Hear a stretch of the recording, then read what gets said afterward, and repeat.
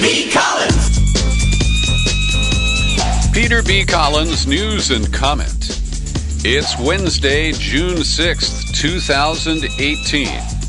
I've got an update on the California primary and some reports from primaries in other parts of the country. But first, I have to tell you, I feel lucky to be able to talk to you today. Yesterday, after I completed my daily podcast recording and posting cycle, I went to the PC that we use to record these podcasts, and it was spinning out of control. It was captive to some sort of hacker who had inserted malware, and it occupied the entire, front of the computer. You couldn't kill the program. You couldn't run anything else. And it turned out to be an extortion scam.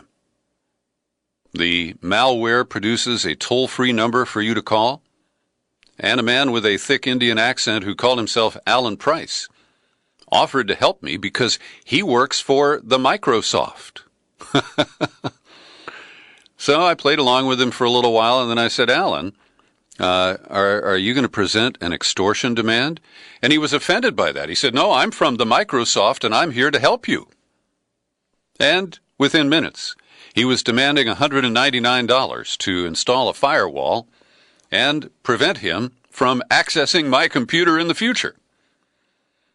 So I reached out to a higher power, our volunteer engineer, the world-class gentleman, Raul Velez. And he counseled me. He said, Peter, you might lose something in the process, but just turn that computer off and turn it back on. And so far, the computer is stable. There are a couple of folders that appear to be moved around, but I didn't pay the extortion, and I'm still able to reach you today. So I feel lucky here in this digital world today. So here in California, the lead story is about the congressional races, mostly in Orange County near Los Angeles, where the DCCC and the Democratic establishment interfered and elbowed progressives out of the race, or some were told to leave and failed to honor the request. But they interfered because they were scared that the so-called jungle primary, which is not a closed party primary here in California, it allows the top two vote-getters of any party to advance to the general election. And the fear was that in races in these key Republican-held districts for the House of Representatives, that there were too many Democrats running, they would split the vote and enable Republicans to grab the top two positions. Well, their fears did not play out. And as I counseled, I believe in the primaries, the party leadership should keep hands off and let the voters decide. But the Democratic leadership doesn't trust its voters. And so they intervened to promote people who are self-funded millionaires, people who until last year were Republicans, and people with military backgrounds. These are what I call ConservaDems. And so last night, Harley Rouda in the one of the districts, the 48th, where he will face off against Dana Rohrabacher, he cleared the field of a total of 8 Democrats with a lot of help from Washington politicians. And in the 39th district, Gil Cisneros, who funded his campaign with money he won in the California lottery. He is a military veteran, and he came close to defeating Darrell Issa in 2016. So the Democrats are alive and well. There is also Mike Levin, who is in the 49th district, closer to San Diego, and he is in second place so far. So these fears didn't materialize.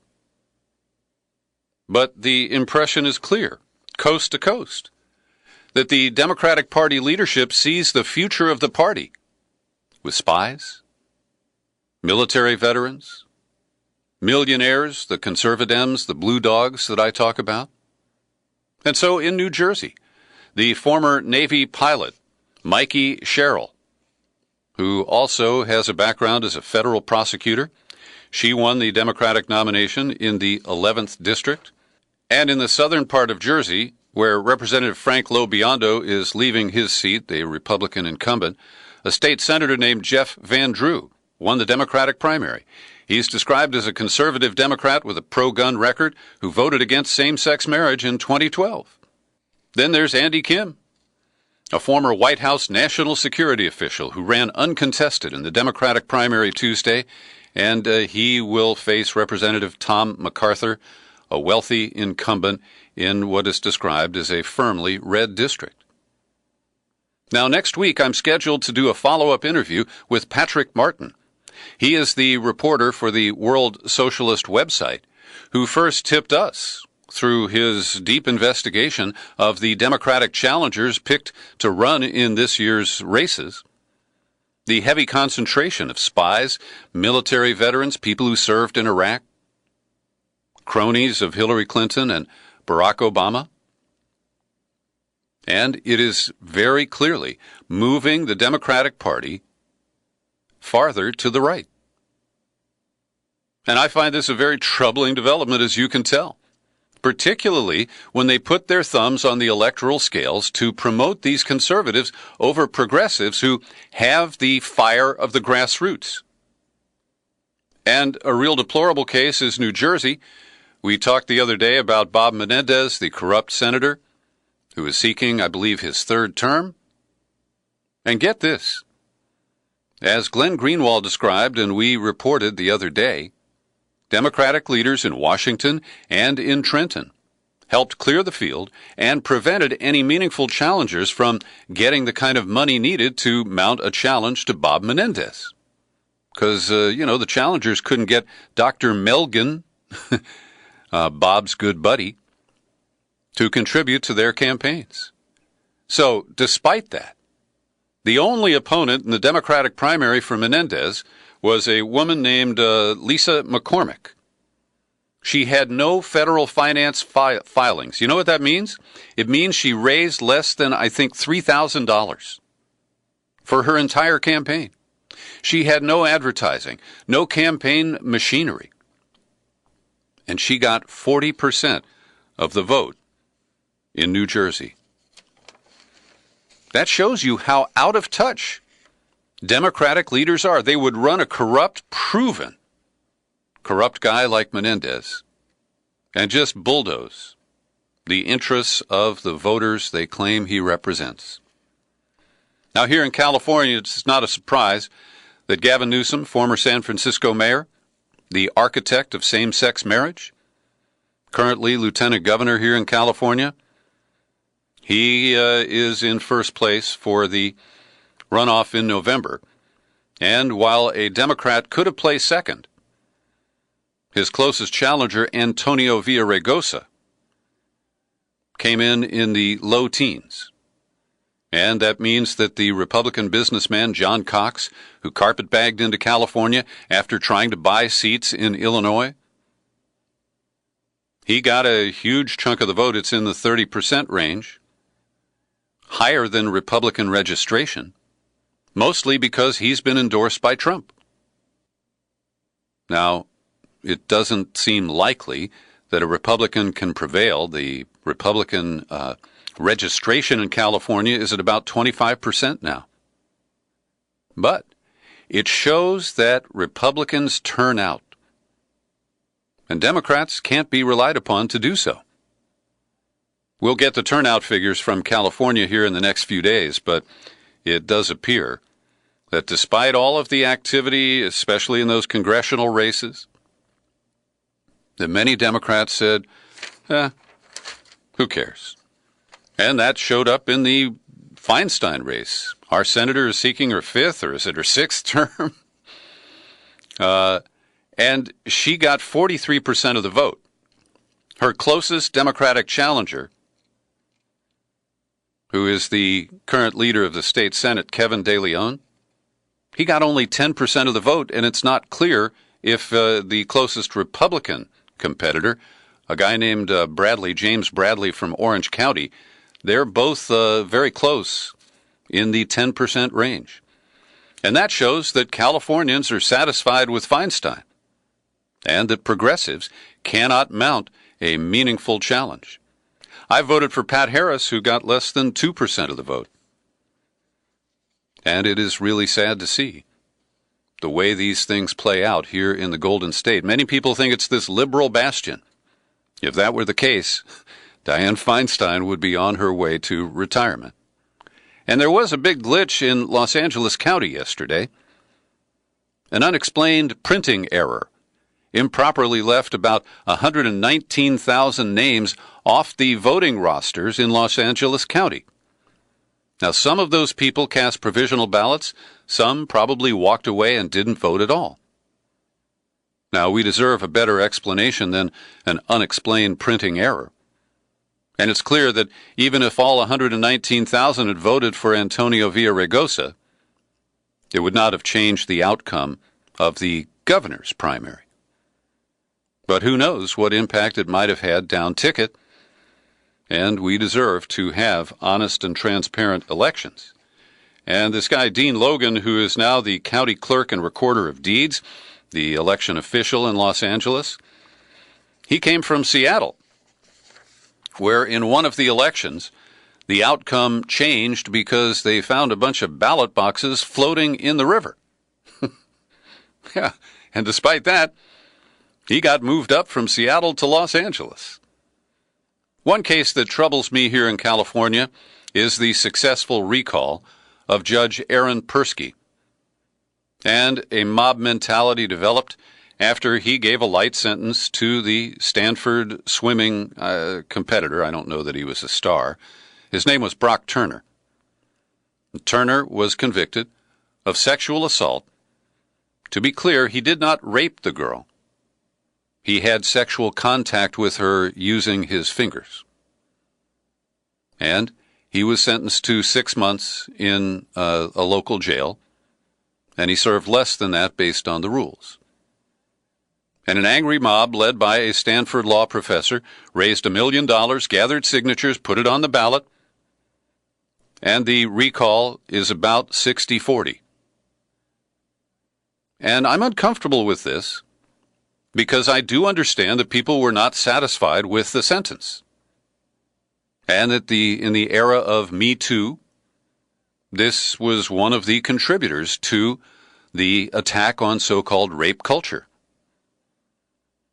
But if we recall judges because we're dissatisfied with one specific ruling, I think it sets a very dangerous precedent. And there is a judicial retention process here in California, and Judge Persky, within 6 years, would come up for retention, and it's highly appropriate to run another candidate and try to defeat him in that process. But to use the recall, not because the judge was drunk or incompetent or biased or guilty of some kind of financial fraud, the only reason Aaron Persky will not be a judge anymore is that a majority of voters disagreed with his ruling. Bad precedent, for sure. And David Dayen has a great piece today at The Intercept exposing a stealth spoiler who appeared at the last minute in one of the House races that I described, where Gil Cisneros has been declared the number 2 competitor, the Democrat who made the runoff. And this is despite $1 million spent to promote the candidacy of Dr. Herbert Lee, a gastroenterologist. Now, he showed up, came out of nowhere, filed at the last minute, he loaned himself a total of $1 million in 2 chunks, $800,000 and $200,000. And he only got 4% of the vote, so he didn't succeed in denying Gil Cisneros second place. But Dayen reports that the woman who claims to be a manager of Lee's campaign is based in Elkhorn, Nebraska, near Omaha, and her Facebook feed is filled with anti-Hillary Clinton memes, pro-Trump posts, and pictures of her at the 2016 Republican National Convention with a T-shirt that read, "Chinese Americans love Trump." So we can't prove much from this, but the clear inference is that this woman, who goes by the name of Ivy Vernon, made some money on this campaign because she had a kind of murky corporate entity called Alpha Elephant Data based in Delaware that got a fat payment of $162,000 from the campaign of Dr. Lee. So why would a Trump supporter who appears to be a Republican from Nebraska get involved in a California primary with a Democratic candidate and get a payday of $162,000? Ain't that sweet? And some good news from the swamps of Alabama that have yet to be drained, but maybe there's a new sheriff in the state. Not actually a sheriff, but an attorney general. And his name is Siegelman. And here it is the day after the election, and they haven't announced that the vote tally has flipped and his opponent has won. In this case, it's Don Siegelman's son, Joseph. And Joe Siegelman cleared the primary. He beat a guy named Chris Christie, not the big fat one from New Jersey, I hope. And he will be seeking the post in the November election. Go, Joe. I hope you succeed, and I hope you do clean up Alabama if you're given that opportunity. Every day I pause to thank the listeners who support my work here at the Peter B. Collins Podcast with your subscriptions. And have I lately mentioned Brian Massey or Jerry White? I believe Jerry prefers to be known as Jerry in South Portland. Sorry, Jerry. Kevin Beckley, and who else is here? Ford Green. I want to thank each and every one of you for your financial support. I need more people to join in. You can take out a subscription for $5, $10, $20 a month, whatever fits your budget. All you got to do is visit peterbcollins.com, find the menu tab, pull it down, click on Become a Subscriber. You land on the sign-up page, and in just a couple of minutes, you can be all set. And if you don't like to use PayPal, I understand that. You can just direct your contributions to my P.O. Box. That's Box 150, 660, San Rafael, California, 94915. Box 150660, San Rafael, 94915. Well, we now know the details of next week's summit between our dear tweeter and the guy he called Little Rocket Man. They're going to meet on Sentosa Island, which is connected by a causeway to Singapore. And your humble host has been there twice. Most recently in 2015, where I stayed with our friends Bo and Valerie. Bo was on a corporate assignment there. They paid for a luxury condo on Sentosa Island. And we had a great time there. When I walked in his neighborhood, I had never seen so many Ferraris, Maseratis, Bentleys, Rolls Royces, and other, six-figure automobiles parked for display and in garages on Sentosa Island. It was reclaimed from the sea. At least largely, it's been expanded by reclaimed turf. And it is a scene that is very good for the summit because it is secure. There is simply one causeway with a checkpoint for people to get in and out of Sentosa Island. And it's probably going to be a nice little playground for Kim Jong-un. There is a water park there. I think there's a Hard Rock Cafe. And there are a bunch of golf courses. So the leaders can have some diversions if they care to.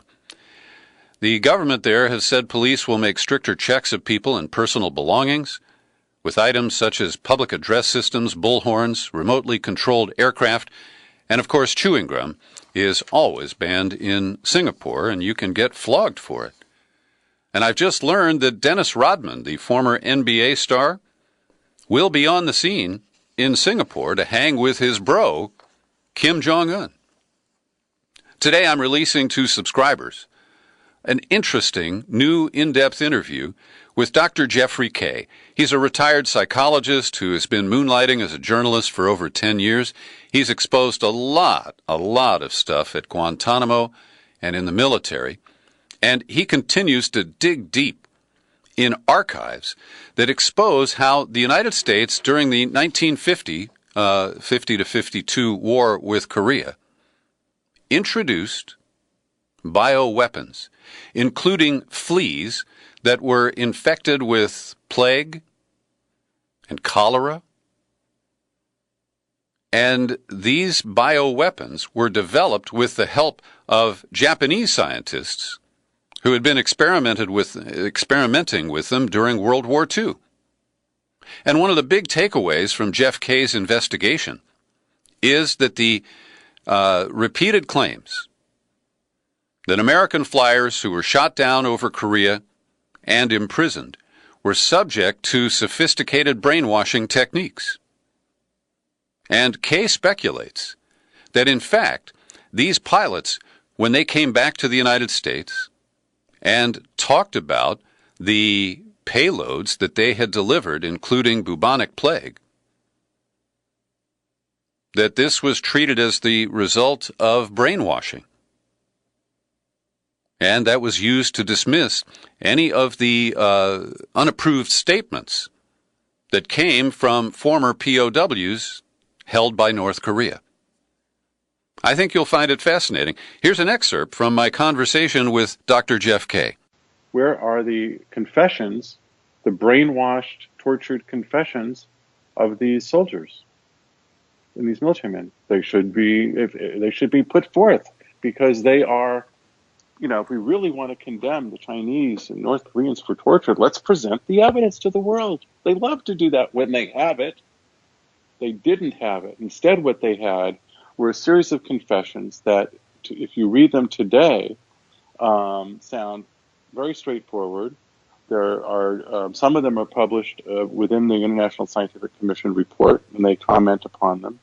There are actually videotapes of these that you can find online at YouTube. You can watch them yourself and listen to the anguish of these airmen as they talk about how they were sickened when they were told that they were conducting germ warfare, and it made them sick to their stomach that the United States government would be involved in such a thing. But when you were interviewing Margaret Singer, there was no YouTube, and these videos weren't around, and even to this day, very difficult to find. I finally tracked down the only copy of the Chinese published 19 depositions of 19 U.S. airmen, and there was a supplement with a few others in 1952-53, and there wasn't one copy in the United States Library anywhere. Wow. And it was published in English, by the way, and distributed, because there wasn't one copy in a U.S. library. I finally found a copy, and it turned out to be Joseph Needham's own copy, in the Imperial War Museum in London. You can hear the full interview with Dr. Jeff Kay. It's available for subscribers today at peterbcollins.com, iTunes, TuneIn, Spreaker, and Stitcher. And I hope you'll check it out. Before Trump flies to Singapore, and I hope he does get an extra day, the jet lag can really, really be devastating, he's going to go to Quebec for a G7 summit, where he is expected to be confrontational and further piss off the allies who are already angry. They're angry about the threats of tariffs. They're angry about the U.S. pullout from the Iran deal and the sanctions regimes that appear to be crumbling. We'll get to that in a moment. But the Washington Post says Trump is planning to confront other world leaders over what he believes is a global economic system tilted against the United States. Yes, we are the victims of capitalism. Can't you see that? We are the victims of this kind of reverse imperialism that has left the United States victimized by its trading partners. And just yesterday, Mexico ratcheted up tariffs $3 billion worth on U.S. pork, steel, cheese, and other goods. And because Trump is doing this in such an arbitrary and emotional way, nobody takes it seriously. Nobody sees this as the national security threat that Trump cites in the loopholes in American law in order to unilaterally impose new tariffs. In recent days, Trump has had angry phone calls with Macron of France and Theresa May of Britain, May complaining that the U.S. tariffs on European steel and aluminum imports are unjustified and deeply disappointing. And on these shores, Senator Bob Corker, who is vanquished by Trump and a lame duck not seeking re-election this year, he chairs the Foreign Relations Committee, and he is refusing to back down on a bill that would put new restrictions on the White House ability to impose tariffs. So there's a lot of negative reaction to what Trump is doing. And this is compounded by the issues related to sanctions on Iran, as the U.S. has isolated itself in abrogating the nuclear deal. And in a letter to senior Trump administration officials, European foreign and finance leaders are acknowledging that their efforts to preserve the nuclear deal require buy-in from the United States, because the secondary sanctions imposed by the U.S. could prevent the European Union from continuing to do business in Iran. And without that sanctions relief, Iran has threatened to pull out of the deal. Yesterday, we reported that they've added new centrifuges, although they are not reported to be enriching uranium at a higher concentration. And get this, the New York Times acknowledges something that I've been saying all along. Tehran has always denied that it ever intended to build a nuclear weapon, and Western intelligence agencies said Iran tried to do that before abandoning the effort 15 years ago, in 2003. And here's the payoff. Quote, while Iran continued to work on ballistic missiles, there has been no evidence found of a nuclear weapons program since that date, 2003. This also exposes the bluff, the bluster, the deception of John Kerry and Barack Obama, who played a double game, ending a nuclear program in Iran that they knew didn't exist. Now, there's another effort underway. The Europeans have been discussing plans to shield their companies or persuade them to continue doing business in Iran, possibly by creating a separate European financing arm or by extending loans from the European Investment Bank. And today, the European Commission updated its blocking statute, a mechanism that bans companies in the EU from complying with extraterritorial legislation adopted by a third country. That means U.S. sanctions in this case. Now, dates to 1996, it's never been tested, and it's conceded that it's very difficult to persuade large companies to do business in Iran when it risks business with the United States, which is clearly a much bigger market. Now, given all this, the way Trump has infuriated allies, isolated the United States, enter the boogeyman of America today, Vladimir V. Putin. He arrived in Austria yesterday, sensing an opportunity almost unimaginable just months ago, to overhaul frosty relations with a European Union infuriated by Trump on a host of issues, from climate to Iran, and most recently, tariffs and trade. Putin went to Wien, or Vienna, said, "It is not our aim to divide anything or anybody in Europe. On the contrary, we want to see a united and prosperous European Union because the European Union is our biggest trade and economic partner." He's playing the statesman, the dignified statesman, who doesn't tweet his latest pet peeve on a daily basis. Advantage Putin. Meanwhile, there is a battle here in the United States, and both the Democrats and the Trump White House are scheming around a new bill called the VA Mission Act.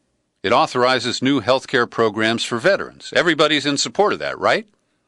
But Democrats oppose it because it leads to expanding privatization, allowing veterans to get their health care from doctors and other institutions outside of the VA.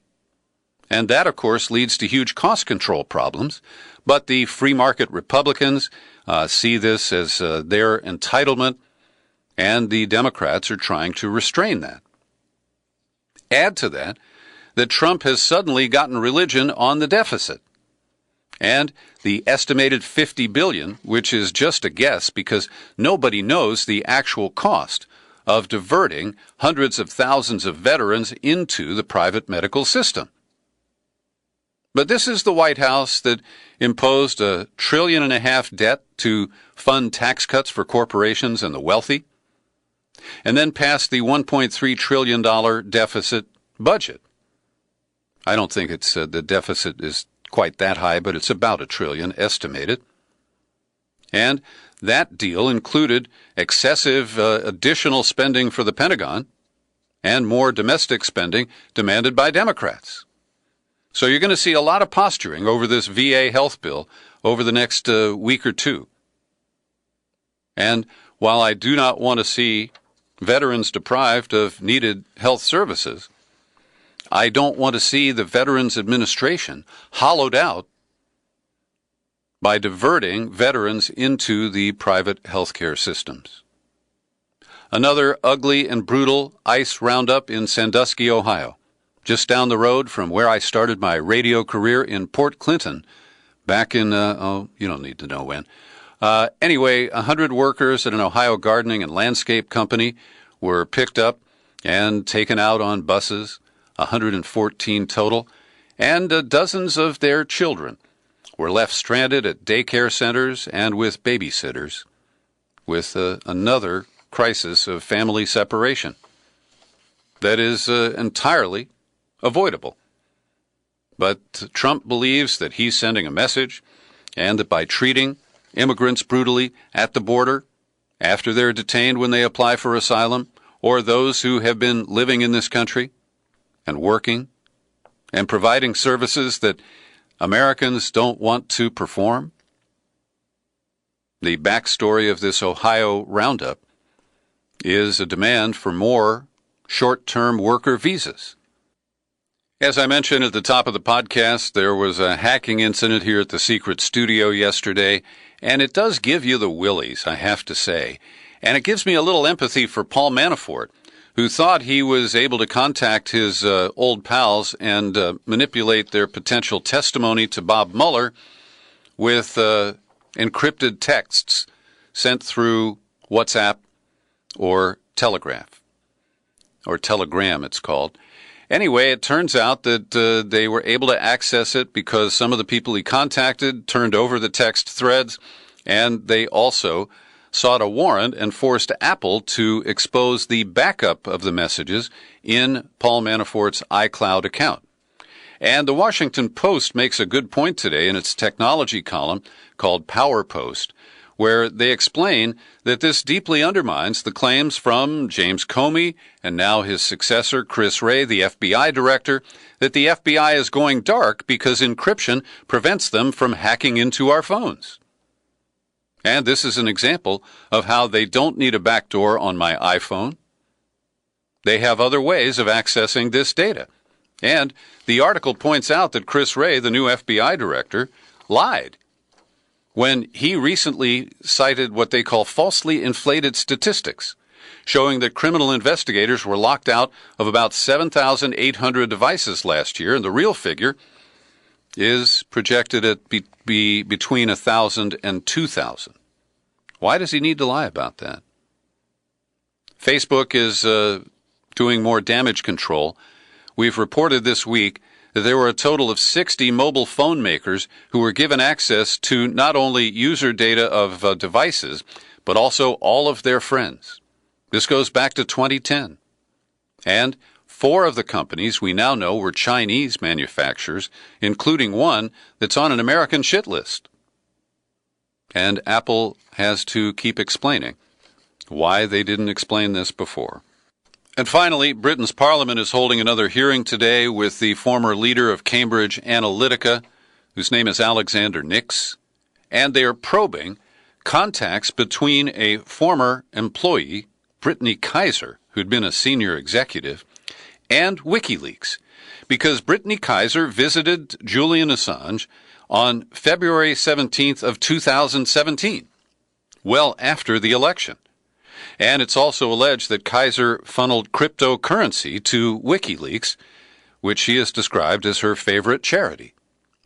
So this is purely circumstantial evidence, but it's being used to try to paint a true connection between WikiLeaks and Cambridge Analytica. And I imagine that that's part of the effort to prove collusion by the Trump campaign with unnamed Russians. Thanks for listening to my daily news and comment podcast. Please share it far and wide, and you can find it on YouTube. I'm Peter B.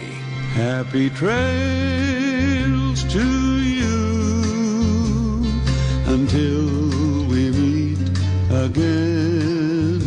Happy trails.